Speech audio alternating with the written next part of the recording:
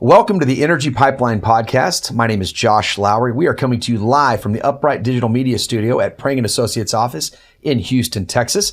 This is a unique podcast. This one is sponsored by Caterpillar Oil and Gas. I am interviewing today Mr. Richard Rodriguez, the founder and CEO of ClearSync Solutions. How are you, Mr. Richard Rodriguez? Doing great, Josh. How are you? I'm doing great. I'm doing great. Actually, I tell you, it was a pretty rough last 3 minutes for me before we turned on this microphone. I was getting torn apart by you and producer Caitlin there. I mean, you ask questions, you're going to get the truth. I would prefer lies, apparently. Yes, you would. Well, audience, what they're talking about is I got a new shirt and I look great. And this is a segue into telling you to come watch us on our YouTube channels. You should log into Caterpillar Oil and Gas and /podcasts. I do give Caterpillar a lot of credit. They do a great job indexing all of their podcasts. So, have you ever been to their website to check this out? I have, yes. Listen, Caterpillar doesn't mess around. I mean, we've known them for a long time. Yeah. Done events with them. We have a lot of friends who work there. And just the level of professionalism, just from top to bottom. And when you go to anything that they do, but yeah, if you go especially to the podcast index, I mean, number one, the talent and the knowledge you can gather from that, but the way that it's structured, the way you can search by things, it's just second to none. Look at that. Our boy's a gamer, isn't he, Caitlin? He was off air. He's like, I'm not ready. I'm like, dude, listen, we're going to be great. Well, so Richard said it correctly. You need to check out their website. The way they do index anything from drilling to technology, what we're going to talk about today, different types of technology. And I think Richard does a good job of really clarifying what does oil and gas consider technology versus what does, I guess what you guys used to call telecom consider technology. So, but I say all that to say I look great. And I asked Caitlin and Richard, Caitlin, do you like my new shirt? And she said, your pants blend in with the wall. And I said, well, number one, I didn't ask about my pants. I asked about this great shirt. By the way, we're in summer. We're in early summer here.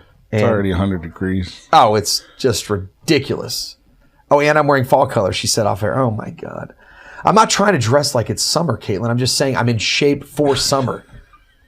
By the way, audience, we need a new producer immediately because Caitlin is not pumping me up.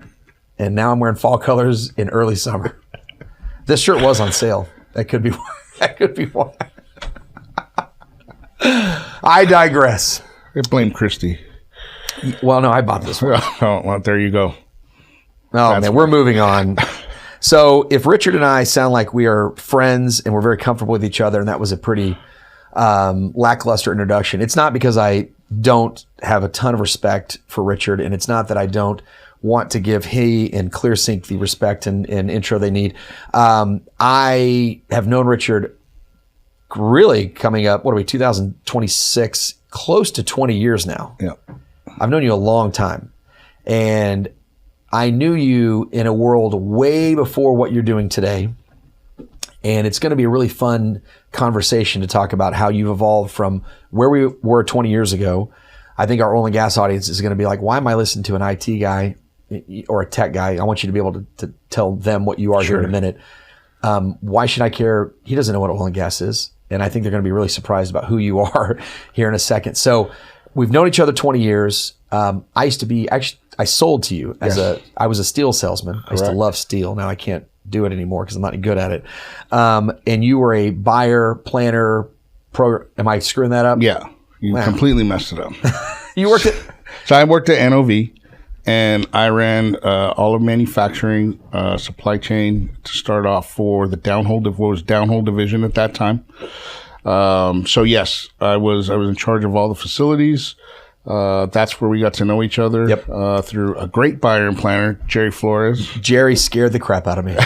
He really did. To a lot of people. He was very intimidating. But he was a great guy. Yeah. And that's how we first got to know each other. So yeah, I did that for a number of years, 8.5 years, lived all around the world, got to do so many great things at such a young age that I don't think anybody would ever have that opportunity in this day and age to do some of those things. I was really blessed with great mentors and people who took a chance on me. But yeah, I mean, I think at my height, I had 17 facilities around the world I was responsible for. And then 2009 hit and I had to take 17 down to 9. I always tell people I was like that George Clooney character and Up in the Air. On the plane all the time. On the plane all the time, but then people would hate to see me walk in their facility because they knew it was bad news. But before you move past the bad to the bad part, because look, oil and gas, up, down, all around. You talk about good mentors. You were part of a really special time at NOV. That was the Pete Miller, let's build, grow, and expand, no other vendor type mentality. There were the Jeremy Thigpens, I almost said Ron Washington. Give me Santosh. Santosh was there. Clint Workman. Rawlinson, who's now running, D-Now, Workman. We've got Keith Chemetsky. There was something like 40 presidents of companies that came out of that little group of studs in that 5 or 7 year period. Yes.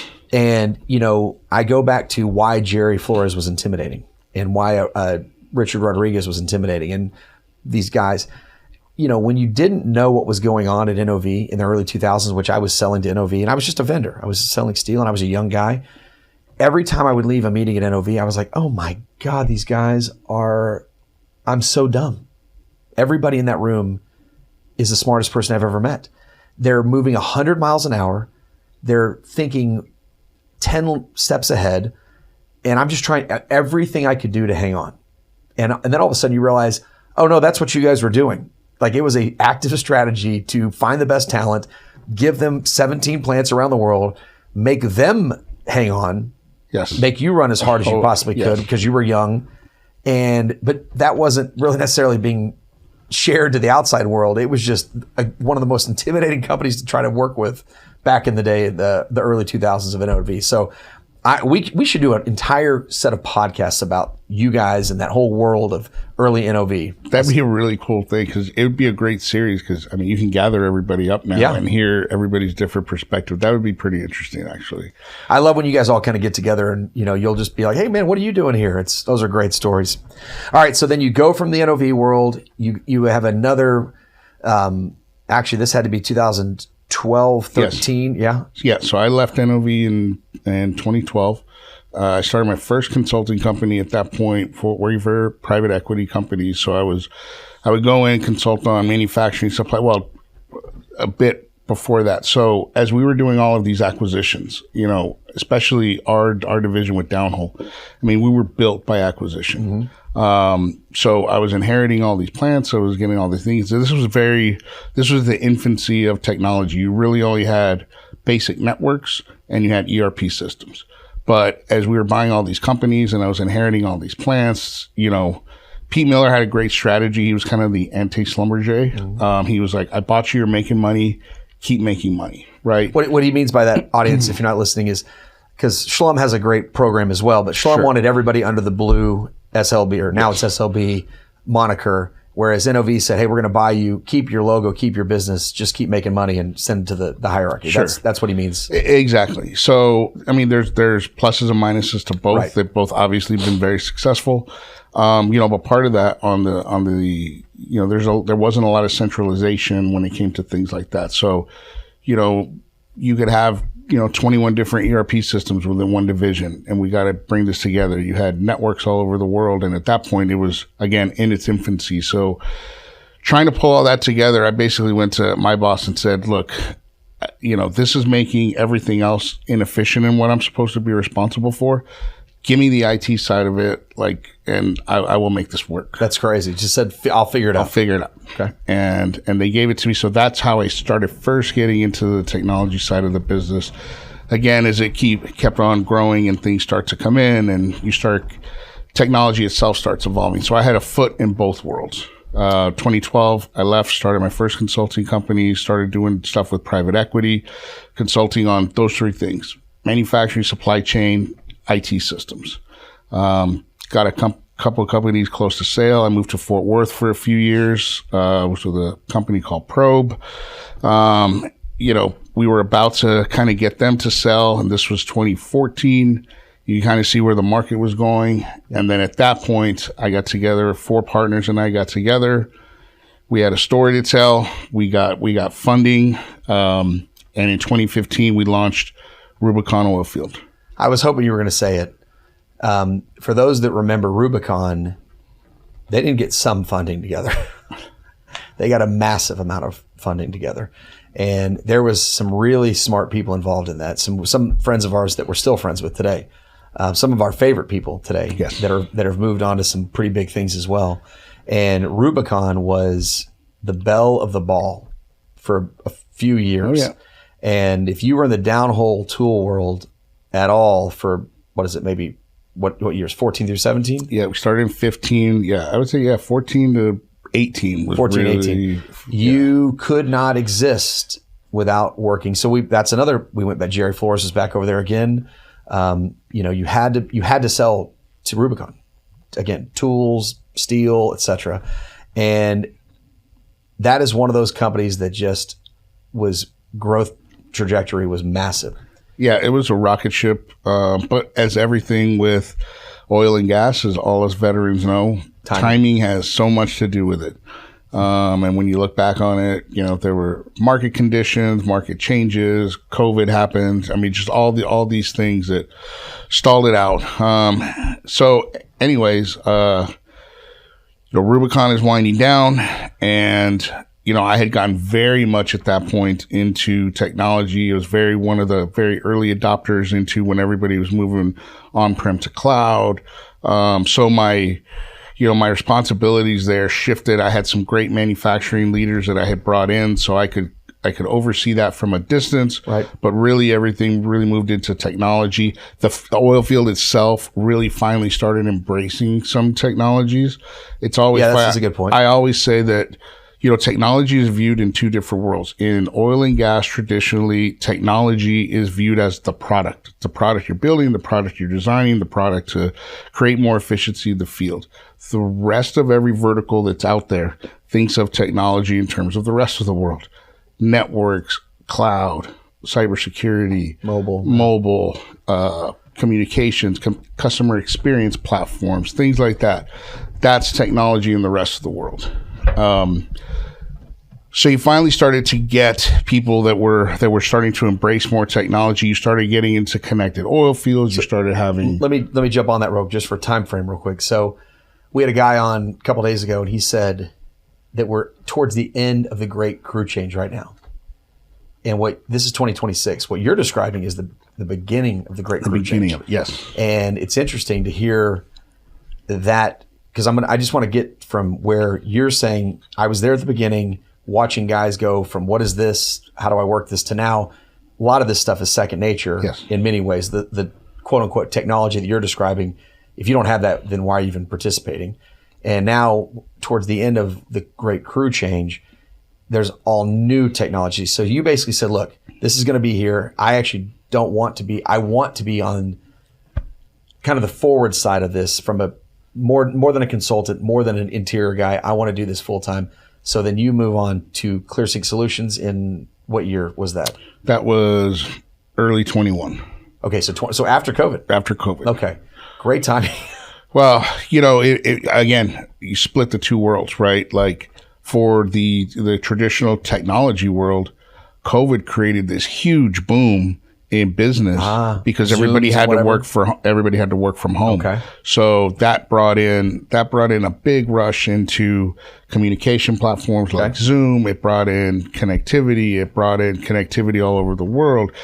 That's really around the time that you started really seriously hearing about cybersecurity. How do we secure everybody working from their house to the office, to the Starbucks, to things like that, right? Because before, everybody was always in an office together. So people had to go through, a lot of companies had to go through this huge change to be able to have people work together that weren't together in an office in a traditional setting. It's really funny. You reminded me of something right here. The way we reconnected, because once the steel stopped in like 18, 3-4 years happens like that overnight. And all of a sudden we were hacked at one of our companies. and it was the end of the year, and I couldn't get into my system. I couldn't shut the year down. I couldn't pay bonuses. I was completely locked out. Google was no help whatsoever, and I was dead meat. And all of a sudden, you did a video on LinkedIn, and you said something about cybersecurity, and I'm like, I know Richard. I'll call Richard. And I said, hey, Richard, it's Josh Lowry. I'm stuck. And I kind of explained my problem in 35, 40 seconds. And you said, hey, I'm on a plane. Send me your problem in an email, and I'll call you when I land. By the time you'd landed, however many hours later, you said, this guy's about to call you. I'm sure we can have it help. Within 3 hours of the initial phone call to the end, we were almost back online. And I'd been working with Google for a week or so at that point. By the time we were back on, and I mean, Google wanted me to start an all new email. Right. Yeah. Google was like, shut down your enterprise. And I said, Google, I've got a 10-year-old company here, 10-year-old taxes, 10-year-old. I go, what are you talking about? Start over. I go, get me into they said, we can't do it. And you had me back on in 3 hours. And I remember saying, Richard, what do you want from me? I will give you anything I could give you to thank you for saving my year, my 2021, I guess that might have been, right? Yeah. And you were like, no, man, we've known each other. I said, no, there's got to be something. I just please. And so we've since made up by then, but that's how we reconnected was you bailed me out of a pretty tough jam. And, so then I always thought, all right, Richard does cybersecurity. And I saw you quite often, and you would always say, people would ask me, well, what is Richard doing now? I was like, cybersecurity. For a year, I was like, cybersecurity. And finally, you're like, Josh, please stop telling people we only do cybersecurity. Yeah. I was like, well, that's what you do. He's like, you're like, that's what we did for you. Like we do 20 other things.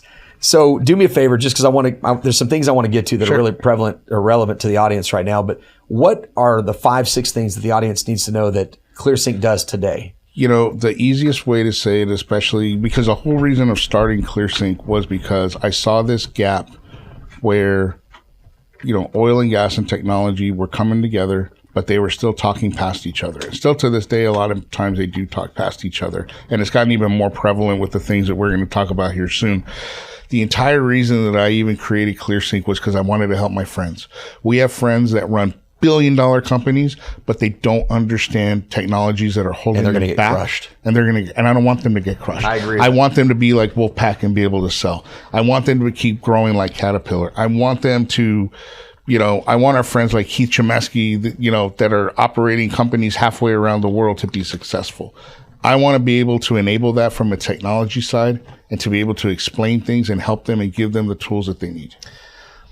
One thing that I will say that comes up a lot of times is people ask, like, what does ClearSync do? It seems like you do 1,000 things, and sometimes it seems like you do nothing, right? And it's a fair question, but I think that's why we play such a unique role in it, because we're not just cybersecurity guys, we're not just cloud guys, we're not just Microsoft guys that are going to sell you licenses and then don't talk to you for a year, right? We want to be an embedded part of your business. I want to be at those tables when you're creating your technology roadmap. Are you thinking of it the right way? Because I do go to all these conferences. I see emerging technologies. I see bleeding edge stuff that hasn't even come close to hitting the market, that I know in my mind that 2 years from now, that's really going to help you. That needs to be in your roadmap. It's not going to be in your 12-month roadmap, but it needs to be in your 24-month roadmap. I mean, traditionally. What's your traditional ClearSync business? Our traditional business, again, it doesn't matter it really doesn't matter what vertical you're in. We have customers that are in retail. We have customers that are in healthcare, insurance, banking. Really what we do is we go in. So a traditional conversation in the past is I had a telecom, I had a phone guy. I had a computer guy. I had a cloud guy. I had a security guy. Right. And as the world changes, all these things are interconnected now, right? And you don't want to go to 6 different vendors. Your CIOs, your CTOs don't have time to sit through 20 different pitches, through 40 different vendors, all of them telling you that they can do, because everybody's going to tell you they can do everything, and They can't. There's pluses and minuses. We have contracts and relationships with 1,200 companies around the world. Everybody as big as the Microsofts, the Comcasts of the world, to very niche providers. Okay. So we can sit in a meeting, understand your business, not understand your product, understand your entire business, what you're trying to do, and we can put all the pieces together and say, this is how you need to move forward to achieve your business goals. So Caitlin, producer Caitlin over here, she builds my notes for me. And if my notes are wrong, I'm lost without my notes. By the way, nobody's happier to hear that than Caterpillar. They're like, can you please keep this guy on track? By the way, how organized do you think Caterpillar communications team is? A 100-year-old organization with 100,000 employees. We've seen it in action. They are so well-oiled machine. Exactly. Everything they do is first class. Yes. And they have these meetings, and then I come in the room, they're like, oh, hi, Josh. There's some things we need to talk about. They're like, can you not say X, Y, or Z, please? I'm like, oh, sorry. So I'm only saying that to say that I just want to make sure that I'm tracking here, because I've got cybersecurity, cyber resilience, AI adoption governance, data infrastructure, cloud transformation, technology leadership, and digital strategy for energy companies. Like if I'm right on those, then everything else I have is correct.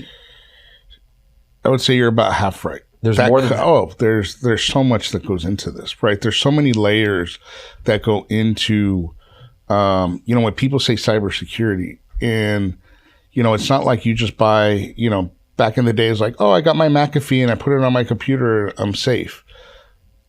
Those are 25 years ago. Time out of it. So producer Caitlin, anticipated that you were going to say that. And her note says, but Richard, rather than focusing on technology for technology's sake, he constantly emphasizes how digital systems impact reliability, productivity, risk management, workforce effectiveness, and business performance. Is that what you were about to say? It's the difference in selling you. It's a difference in selling you a widget. Look at producer versus selling you something that's actually going to help your business, right? Because what Caterpillar needs in something that they have is going to be, on paper, it could be something than what Office Depot needs on their side.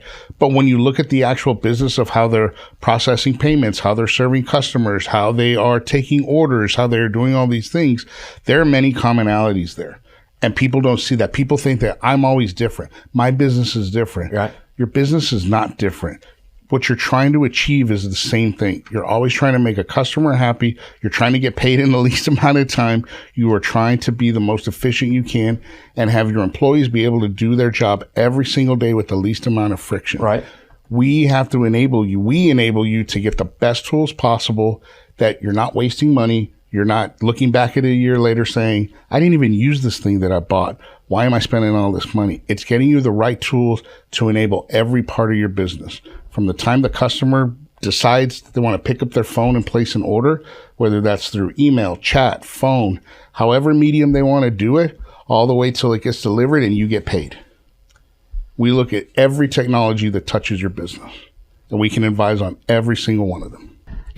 I have to give it to producer Caitlin on this. She, I'm a little pissed about the shirt comment because I look great. It's not fall colors. It looks great, just whatever. But we'll argue about that later.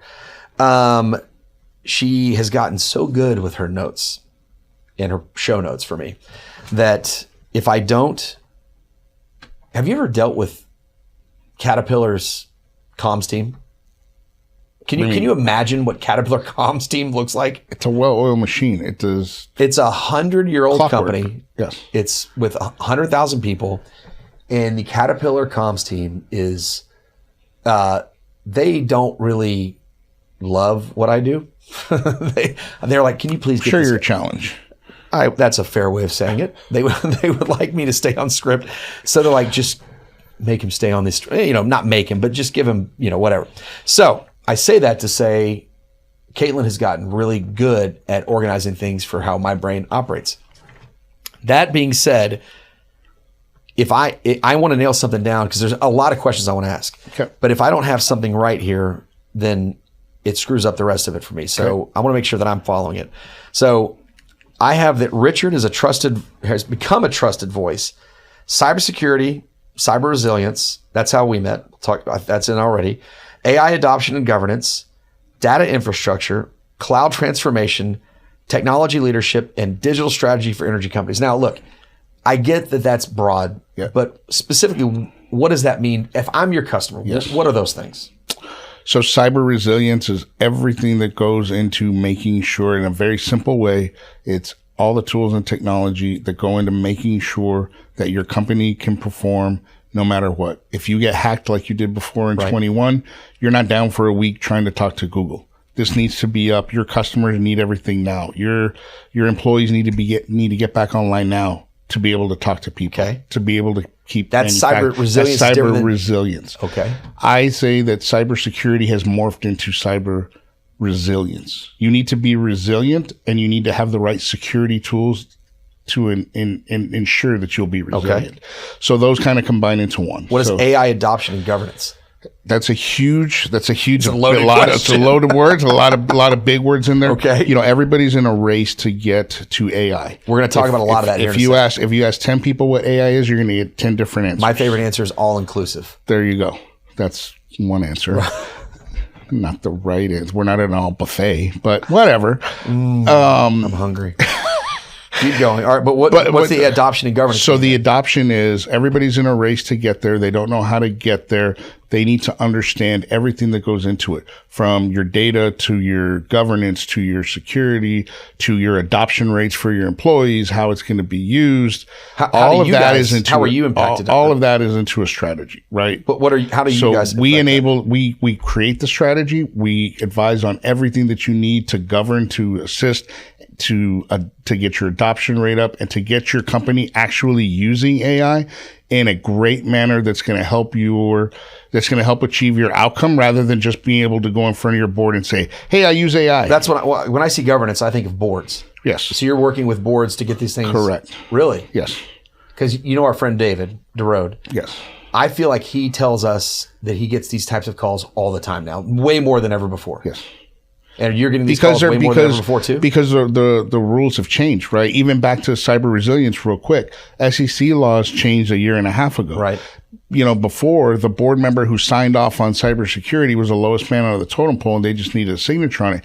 Now you're signing saying that you understand your resiliency, that you understand the policies. You can actually go to jail. You can be prosecuted if you don't. So these are real world consequences now that people are now taking as serious. Again, back to the AI, the reason we're getting calls from boards and calls from the C-suite is because everybody's in a race to do it. You have a lot of shadow AI adoption now, where people are loading things into their companies or using data. And before you know it, you've spent a ton of money on things that are a waste. And the board's sitting there saying, why am I going to write you another check for this? Why should I even keep you employed for another year when this AI thing that you brought in costs more money, is done nothing for us? I just had that meeting. All right. So then real quick so cloud transformation. Cloud transformation is another huge one. There's a lot that goes into it, but everybody's in the cloud. Well, the cloud has gotten very expensive. Yeah.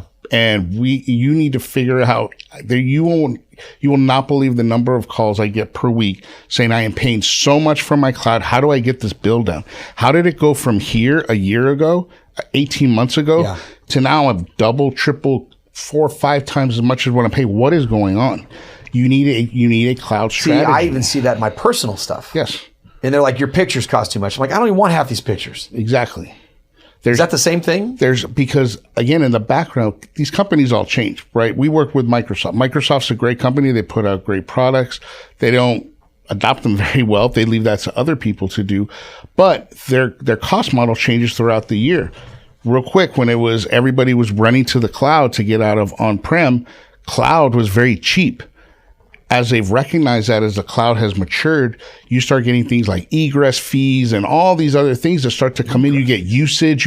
They change your billing cycle. They change all. So how does ClearSync affect any of that stuff? Because we can sit there, look at it, and advise to be like, maybe you don't need to be with a hyperscaler anymore. Maybe this part of your business works for a hyperscaler, but you need to go to a private cloud for this. We can colo this. We could take your cost down by 30%. Colocation. Okay. I knew that. I was just seeing if you knew that. All right. So then I understand this. And then I've got a little second half note here that says, it's funny. I mean, producer Kalen Great job. I'm not kidding. Really great job on these notes. You know, I mean, a lot of people will ask for, do we work with Microsoft, SentinelOne, all the big, of course we do. And I can name off all the products that we do. People ask all the time, you know, what do you do? It's pretty broad. Can you name me 5 people you work with that I'm going to recognize? Microsoft, Comcast, SentinelOne, CrowdStrike. That is a great question right there, by the way. That's what I would want to know. There you go. Like, look, I understand ClearSync. I like ClearSync. I like Richard. But I'm like, what are you going to do for me? I always tell people, like, I own multiple companies. I sell products. I buy products. And I'm a busy CEO. I'm your ideal client. Yes. What are you going to really do for me? Do you want to serve your customers in the most efficient way? Yes. Do you want to save money? Yes. Do you want to achieve all your goals and make your board happy? Yes. Come to ClearSync. I'm not going to tell you all the ingredients. I also want to be left alone and go to Colorado. You want to go, like when you go to the grocery store. No, you love chocolate donuts. I do. Right? When you go this guy knows me. When you go to Shipley's. Then I don't eat chocolate at Shipley's. I only eat glaze at Shipley's. But when you go to Shipley's, you know it's the best donut. You know you're going to get the best product. You know they're going to serve you with a smile. You know you're going to be in and out of there. You're going to get the best possible product you can get. You don't care about price, which kind of flour they're using, or which sugar they're using for the glaze. You don't care about all that. You care about, am I getting what I need? Am I getting at the cost that I want? And am I having a good experience? Richard, I wish you would have picked a different analogy than donuts. But you're correct. Just put the sugar in my face. Yes. So would you like to know what Caitlin's next line is on this? Producer Caitlin's next line. Why he matters right now. Oh, man. You're just because the moment here, you have a unique moment. Yes. You're Delta, or that's the wrong word. What's the word I'm looking for, Richard? This moment of technology meets convergence. Convergence is coming in for the world is now. And you are one of the guys that has like real world business experience. You've manufactured. You're an entrepreneur. You have the technology, both kind of, traditional technology, product technology, if you will, and can I call it telecom technology? We are back to take it real quick. Take it back again within your business. Your C-suite and your IT people, your salespeople always talk past each other because they don't know the terms. Now with this AI data center boom, you have oil and gas people on one side of the table. You have technology people on this side of the table. They have completely different terminologies. They don't know what they're talking about, and they talk past each other in multi-million, sometimes billion-dollar projects that they have to come together on. This is what I wanted to get to. This is the stuff I always joke, and this is real. Like, nobody wants to talk to me anymore have dinner with me anymore because all I talk about is peptides and AI. Right. Caitlin's pretty much. Your new name is Producer Caitlin full time. Producer Caitlin is shaking her head. I think both are amazing. I think AI is incredible, and I think peptides are incredible. That's why I look so great in this new shirt. So we'll just stay on the AI right now. Sure. Lots of conferences, lots of meetings, lots of readings. It's going to come down to a lot of different things. Mm-hmm. And, we can talk about, and I'm going to read just my own notes here. And there's nothing that you and I are going to tell the audience that they can't do their own research on. But listen, every initiative is nat gas, infrastructure, data center, cybersecurity, connectivity, power, reliability, right? Those are the major themes. Land, water, power. And people. Those are the things you're going to need for this. So what is ClearSync going to do to that? So we created from ground up, from bare ground to having an operational data center, because I've sat in so many meetings, I've sat in so many conferences, and you see the sexy headlines every week of, $1 billion, $1 billion, infrastructure, this new data center is coming, blah, blah, blah, this and that. Do you know that $156 billion of projects were canceled last year? You don't see those headlines. 26 projects were canceled in Q1 alone of this year. When you start to dig into why, it always comes down to two things. It's either power, or if they get the power figured out, because a lot of times in these projects, it's like, well, what happens after the power, right? What happens after you have the land and the power? And you have to actually start building it, and you have to start looking at what you want and who are you going to sell to and what's going to go beyond that. That's where things start to fall apart because investors start asking the hard questions. Insurance starts asking the hard questions. And the people behind these projects don't have the answers because they haven't put it fully together. So as an example of what we did at ClearSync, we said, okay, let's look at it completely from bare ground to having an operational data center. There's 14 phases.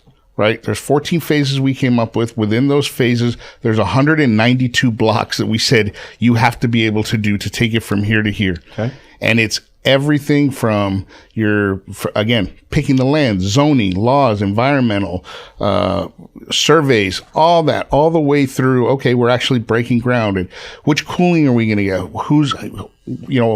How are you going to cool it? There's different ways of doing it. Which servers are you going to? Because ultimately, at the end of the day, if I've been in rooms where, they're building, they have the money to build a $500 million data center. It's like, okay, at the end of it, when it's built, what are you building this for?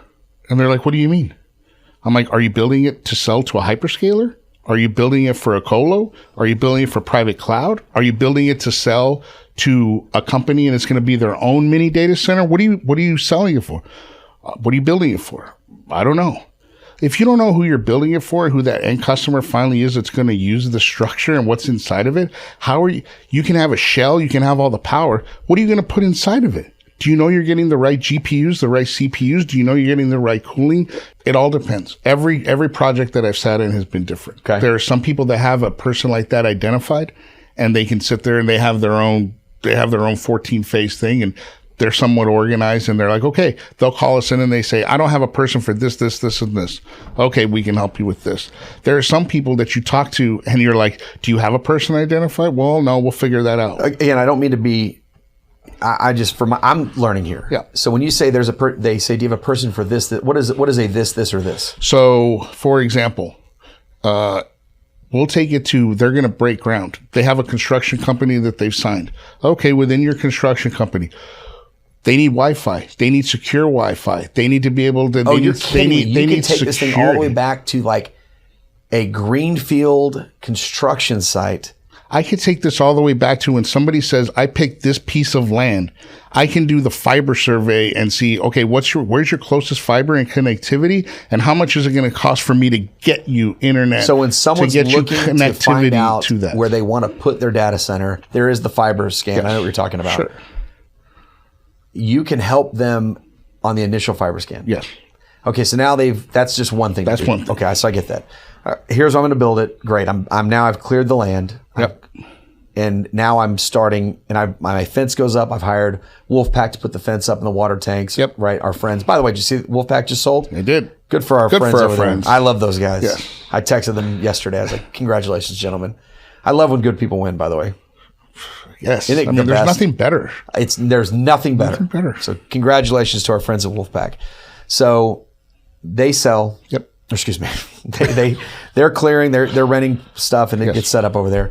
So now they have to, you're saying when they're going to start protecting the equipment out on site, you'll even step in on that data center stuff. Because again, they need to be able to communicate and send emails, all the basic stuff. I'm just talking pure security. Pure security. Okay. We can outfit cameras. We can outfit so now we've cleared it, and here comes, now they're laying cement for the pop, well, they don't call them pop-ups. What do they call those things? Tilt walls. So the tilt walls start to go up, and then the HVAC people come in, and then they start, We can even start with, we help with the cooling. How's it going to be cooled? What is that? What do you mean? Like we have a company that we work with called Opticool, right? How is the entire build? Because you have interior cooling for the building itself, but then you have server cooling. You have how's the heat going to escape from the building? How's it going to get processed? Is it going to be chilled? Is it going to be are you going to store thermal? Are you going to how are you going to go? We can bring all of that. We can bring all of those people in to help advise and engineer it from the beginning. It's not just and sell you the equipment and then maintain it. Okay, so I kind of understand what you're talking about, but just for the sake of moving to the next one. So, all right, so now the building infrastructure is complete. Yep. And within that, you've done the Wi-Fi, you've done the cyber, you've run. It's all that, right? All that. Cooling, the networks, the switch gear. We can again. What are you building for? We can help you provision the right GPUs and the CPUs to actually put within the building. Why am I under the belief that the GPUs are the hardest thing to get? Am I wrong on that? I thought these GPUs were the thing that nobody could get. Not necessarily. Okay. It's again, it's all about being able to know what it is exactly that you need, right? Okay. Because when you read the headlines, yes, everybody's like, "Oh, I can't get any NVIDIA chips." Yeah, that's what there are plenty of NVIDIA chips out there. There Really? are, and again, a lot of this too is the relationships that we have, because as these, people get ahead of themselves, right? Like everybody says, okay, power, yes, power for sure right now is still the longest lead item. But as these projects get stalled, they're sitting on this capital equipment that they can't afford anymore. And so we can help to, broker it goes from this project to this project. It's the same thing with GPUs. Some people get ahead of their skis and they're like, oh, I can't find the chips. I need to buy them all now. Well, you're buying them, 18 months in advance of your project. It's way too early. Right. So then they start to realize, as fast as NVIDIA changes technology, something 18 months from now is it's not going to serve what you could be potentially needing for that data center. No. That's why it's so important to spec every part of it out and understand what you're building for. All right. So now I'm going to keep moving my example along. So now the building's built. You've built it to spec. You've helped them you've built everything they want. Everything with that cybersecurity. Because I get that. It's all set. So the building's done. And that's beyond the building, right? Because now you have customers' data in there. So how do I back everything up? How do I make sure that it's, again, so we'll call it the cyber resilience of the data center. Okay. Got all that in there too. Fine. So that's the data center boom world. All right, I have a question for you. This is my favorite question asking people. Is the data center, is an AI the bubble? That's a bit of a loaded question. The reason that I say that is, everybody's in a race to build this because you have the 4 largest companies telling us that there's not going to be enough compute power to support AI and the world. I say it's a loaded question because that's not true. I don't believe that that's true. Okay. I think you have a large amount of compute power there already that's not being utilized correctly. Number one. Number two, you have something that's called adoption rate. Until they figure out how they're properly going to price this stuff. You saw it 2 weeks ago. Microsoft kicked out Claude because they surpassed their Claude budget in 3 months, right? That is like $500 million. That's not a small insignificant thing. That is happening on smaller scales throughout businesses, because right now, the way that it's being charged, people don't understand tokens. People don't understand usage. People don't understand LLMs. People don't understand that maybe they need small language models for themselves that are not going into the large language models. There's all these things that go into AI. What executive 1, 2, and 3, they come to Richard. They say, Richard, here's $2 million. Make me efficient. What can you do for me today? Again, a loaded question, but looking at operations, it is always going to be. God, that's a hard one to answer because every business. I think it's a great question. Every business is all right. Let me. Every business is different, but okay. I will say, the number one thing you always need to look at, especially with AI and the at the rate of what criminals can get their hands on using AI, cyber resilience is your number one thing. So, okay, I'll tighten that question up a little bit. I'm a manufacturer of steel and finished product. Okay. In North America with distribution to Europe, into the Middle East. Okay. And I have 1,000 employees worldwide, 750 of which are in the US, in 20 states. Where should I put $2 million? How many of those are actual blue collar workers that are working on the steel versus your white collar workers? There's 500 blue collars and there's 350 or whatever number I said that are external. Sales, back office, etc. Assuming that your cyber resiliency is taken care of. Correct. That was my last year project. That was your last year project. I would take it into, I'll call it smart AI within the office and selective groups. And the reason that I would do that now. Because my sales force is aging They're not very good at getting questions. It's not just that, right? So think of right now a traditional oil and gas manufacturing supplier, right? If I'm in the procurement group, or if I'm a planner, I'm an inside salesperson, right? I get a call today. Today's Wednesday, right? Time is irrelevant. Time is podcast. No, in this today's podcast. There's no time. Today's Wednesday. I get a call today at 4:00. An email comes in. I might see it. I might not. And let's say it's a customer I've done business with for a while. Let's say they've got a $10 million credit line. They always pay on time, blah, blah, blah. But they have an opportunity for a $50 million project. This is huge. Game changer for them. But they're going to have to change their payment terms. We're going to have to go out on a limb for them. We have to make some decisions, right? I may not see it today. So now I don't see it until tomorrow. Okay. I send it to legal. I send it to finance. They got to do the review. It's a week before it gets to your desk to make a decision. Right? Now, if I have an AI agent in legal, if I have a finance agent, if I have an inside sales agent, if I have a manufacturing agent, that email can come in at whatever hour of the day. They can look at it and say, hey, this customer is great. They've always paid on time, blah, blah, blah. Yes, we have the raw material. We can supply it. Legal, hey, we would need these legal terms to ensure that we're blah, blah, blah, blah. You could walk in the next morning and it could be laid out in a document that's up. Okay. That's so I'm do actually, this or don't do this. So now you've got me. So now I'm interested. I actually do know what you're talking about. And this is where I think this stuff is really cool. This used to be the chase the sun model, right? You used to have global companies that would sit there and say, hey, when I go home at 4:00 or 5:00 in Houston, somebody in the UK is taking over this, somebody in Dubai is taking over this, so that I don't miss this stuff and I can be more responsive to my customer, right? Now you don't need that anymore. You don't need the chase the sun model anymore because you can have agents that do it. Now they're smart. Now, again, all those things have to come into play because there's cost to it, there's governance, there's all those things. But assuming that you get all this in order, now you have agents that put that stuff into play, and now your 300 white collar workers, unfortunately, they may go down to 100. They may go down to 50. So real quick though, but I want to track this question here. This is something that, as a leader, I can understand because that seems really appealing to me. Not the efficiency game, sure, right? When I hear, okay, important question comes through, Richard's on vacation or Richard's out, whatever it is. The agent in an audience, listen, this is, I don't mean to talk down to the audience. I'm talking to the audience.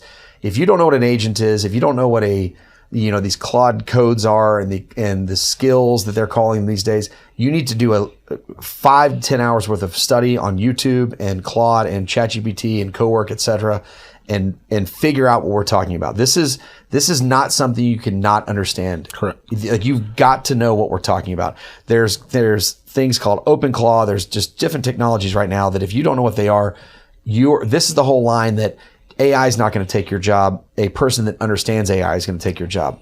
And this is truly like one of these things where if you can start making yourself efficient all the time, you're going to be ahead of the game. So now I digressed. I'm coming back.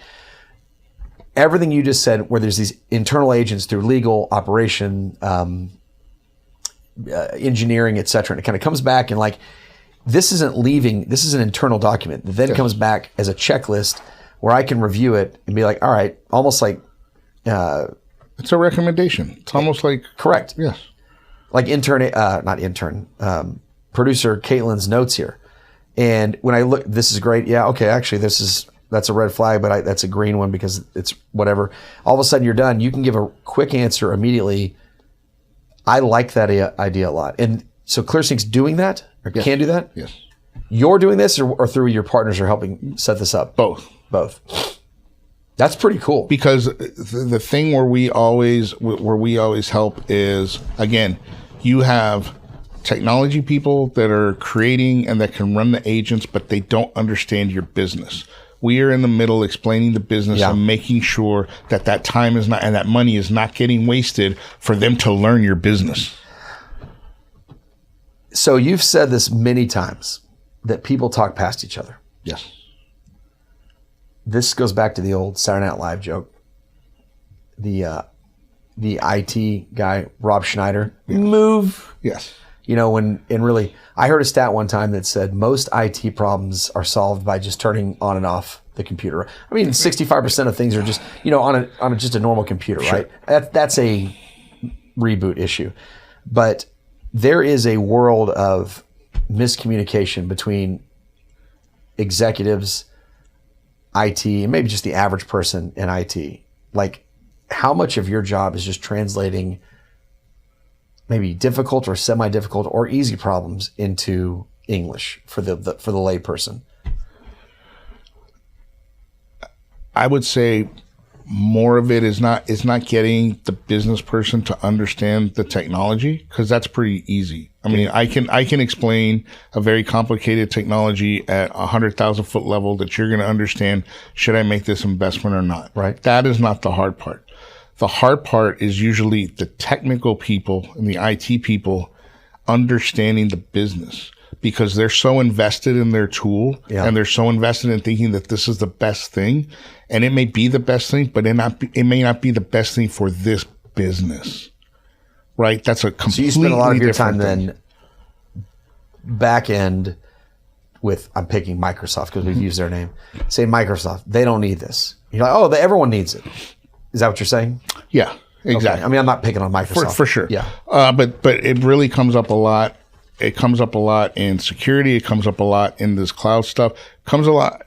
It's coming up a lot in the AI automation stuff, right? Because again, right away, everybody wants to go and say, okay, well, I'll create 5 agents and I'll put it in there. You don't understand their business. There are still, you know, again, this goes back into adoption rates and all these things, right? You can't just flip on an agent and then let it go crazy, right? Because especially if you have multi-agents in multi-disciplines that are talking to each other. Unless you have the right government, unless you have the right training, unless you have all that stuff, you can't let them go wild, because they will do things that are just out there. I want to be very clear. Right? So you're doing this for them? Because I've watched enough of these videos recently to know exactly what you're talking about. It seems fairly difficult. It's very difficult. Okay. So am I doing the? Because I'm scared to click yes or no on these things. I'm not a coder that's going to sit there and code it. Right. But what I am going to sit there and tell the coder is, I need these parameters because I understand this business and I know what the business is telling me and what their needs are, what their goals are, what their do's and don'ts are. I'm translating that to you so that you write it the proper way. So, okay, this is actually, I get it. So I'm customer X. Yep.